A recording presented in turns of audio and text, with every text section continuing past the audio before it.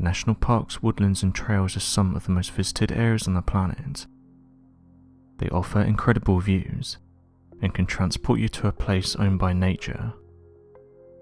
Although these scenic locations are popular tourist spots, with the National Park Service saying that in 2021, the NPS received 297 million recreational visits, which is up 60 million visits or 25.3% from 2020. They've also detailed that many people go missing in these areas every year, further detailing that throughout the United States, around 600,000 missing person cases are reported every year. Officials have reported that Paula Miranda-Rosa has been missing since the 18th of December. Reports state that she went missing while visiting a state park north of Orlando. A few weeks into her disappearance, police had no leads, and no one came forward with any new information that could help aid the investigation, with family members saying that the last time they spoke to her was back on the 17th of December. However, on the 5th of January, police announced that a group of hikers had been walking close to a river, and in the background of their video someone could be seen wading through the river. Family members of Miss Miranda-Rosa revealed that this was her, and as of right now it's the last photographs that were taken of her. The hikers passed the photos over to the investigators, and they confirmed that the family said that it was her.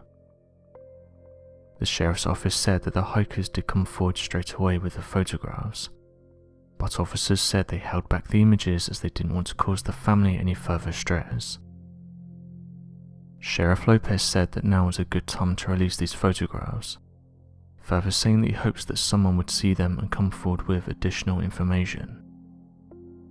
Sheriff Lopez said the following: "Maybe someone else in the park saw her in a different area, and they can say, hey, we've got some videos of her too, and maybe it will lead us in a different direction." That was the last known video of her alive in that water, and that doesn't go to say that she couldn't have come out, or walked somewhere else.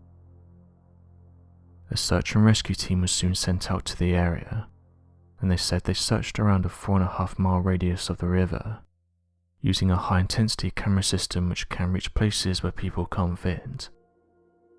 They said that one of the good things about these cameras is that they can peer into areas where divers can't fit into.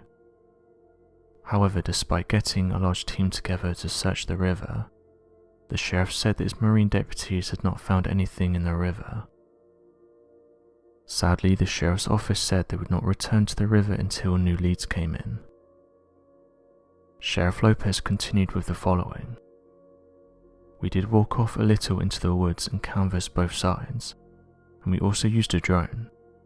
We just didn't see any sign of anything, and we're really comfortable to say that she's not in that waterway." Another worrying thing that investigators said was that the river in which Miss Rosa was seen wading through is known to have alligators. As of right now, investigators have said they found nothing to make them think that foul play is involved, but as with most of these cases, her family can't explain why she would just vanish like this, saying that she's not one to stop answering her calls. Her sister said the following: "Paula has just vanished. The park has been completely searched. She's not there. At this point we're searching everywhere for her. The family are not giving up hope and are still searching for her." The sheriff's county office posted the following: "Miranda-Rosa is described as a Hispanic woman, 4'10" and 145 pounds, with red hair and brown eyes. She was last seen wearing blue jean shorts and a green or white shirt. Anyone with information on our whereabouts is being asked to call the sheriff's office at 407-438-2222. Thousands of tourists visit the Amazon rainforest every year. Although when we think of the Amazon we might have images of lush forests, there's various other things that people must think of before visiting this area. It's suggested that you get a guide, as they can tell you the areas that you should visit and the areas that you should stay away from.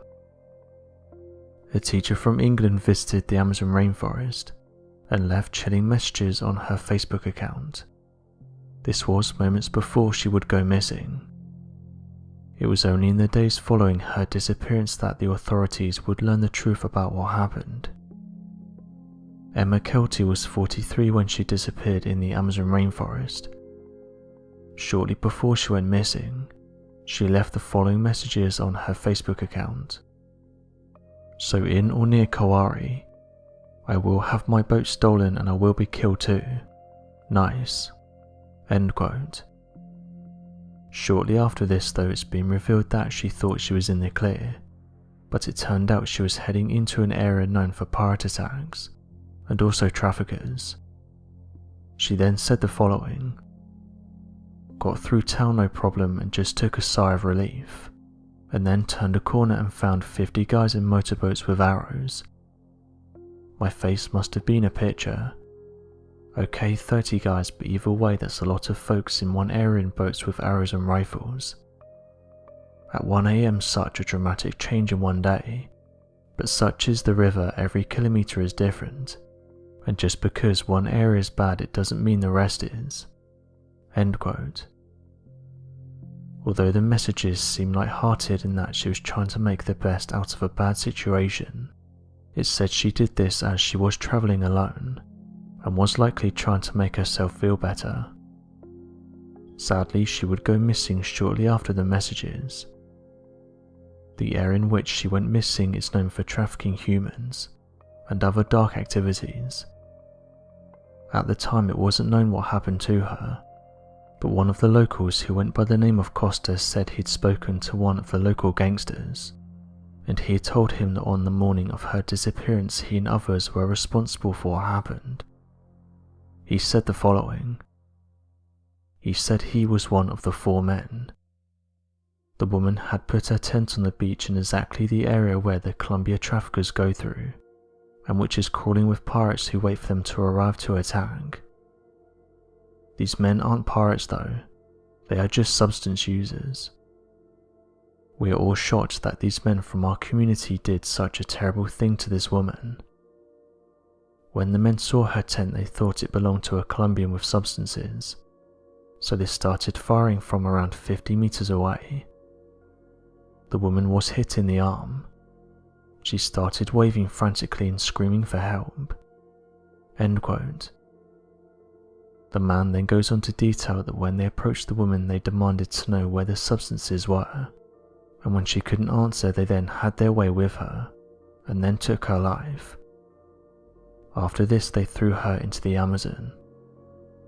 Costa then said the following: "The men fled into the forest after we all found out what they had done.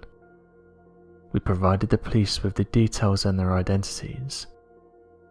We're all disgusted by what they've done. The men were also playing around with an SOS device. They didn't know how it worked, so were messing around with it and pushing buttons.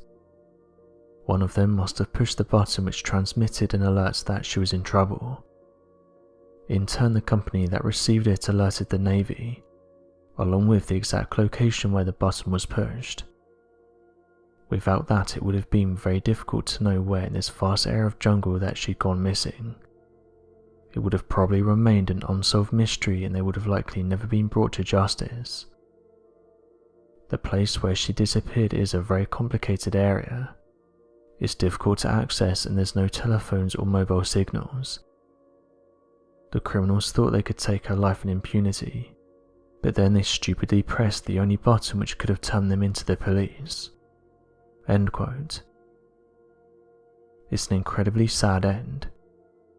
Emma still had years of her life left, and was someone who clearly loved giving back. Unfortunately, these stories are all too common throughout these areas.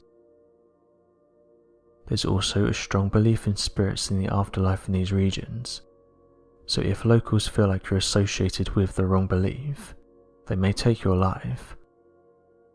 One story that the locals in Brazil believe in is that of a Brazilian spirit that is described as having long stringy black hair and bright glowing red eyes that have been described as looking like that of a fire. Reports from locals vary depending on who you talk to. Some claim that it can only be encountered in the deeper jungles as it drops from the trees and attempts to latch onto those who pass underneath, whereas others claim the entity will run at you and latch onto you. These superstitions may sound far-fetched, but those who live in the area take them seriously. The origin of this story seems to be shrouded in mystery, as no one is really certain as to what exactly causes the presence of the entity. It's said that after it touches a victim, it will mysteriously vanish and disappear without a trace, leaving many who have encountered it confused, noting that it may have been a strange dream or a hallucination. Others claim that this entity will hide in the nearby trees, waiting for someone to walk past, so they can drop down and latch onto them. Becoming a target of this entity will certainly make your life a misery. It's also said that those who get touched by it will also get ill, and that there's no known cure for the mysterious illness. Although these just sound like stories, many have passed down information that some who have entered the Amazon have lost their minds, solidifying the locals' beliefs that this entity is behind such accounts.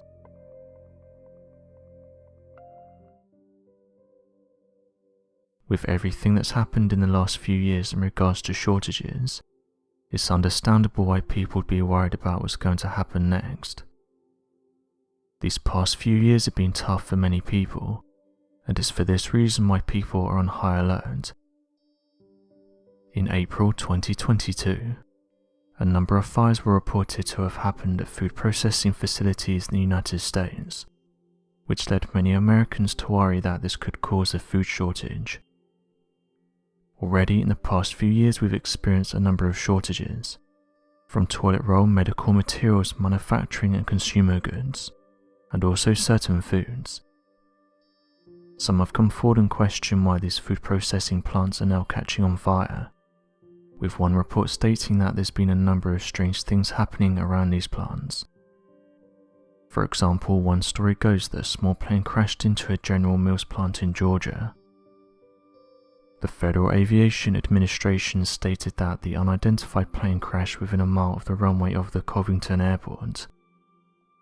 Sadly, local officials stated that no one survived, although there's still many details that are not known about the incident.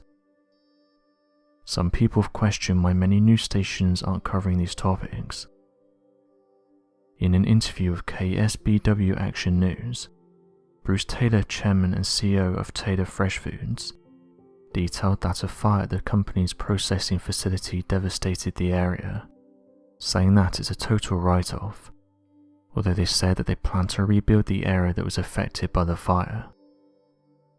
He said that he believes by this time next year they'll have a new plant up and running.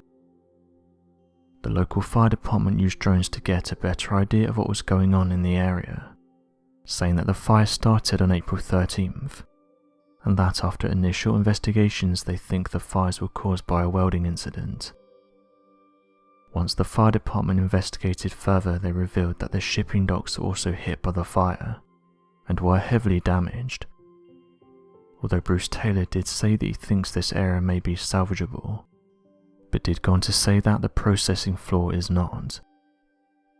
Bruce Taylor said the following: "I thought we might be able to save some equipment that I saw a video of this morning, and it's just a melted pile of steel, so that's a total loss. We've got usually a 14-day shelf life, and so if you have to bring it back up here you take about 2 days out of the shelf life, so it's not optimal."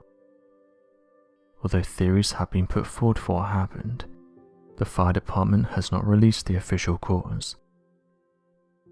As of right now, officials have estimated that 12 fires have been started at food processing plants in the last 6 months, and investigations are still ongoing to try and figure out what's caused them.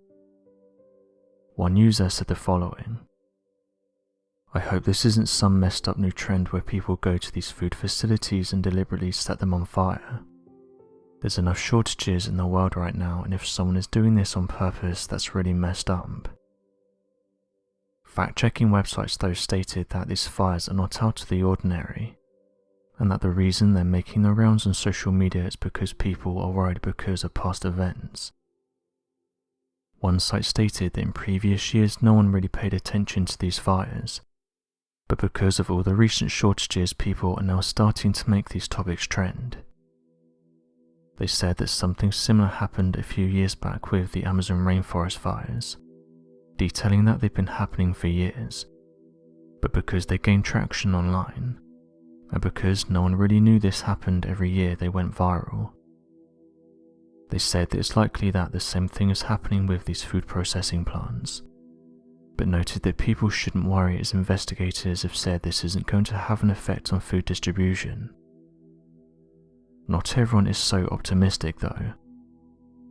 Due to current events playing out in Europe, experts have said that things like grain exports are down massively, noting that they're currently a quarter of what they were a few months back.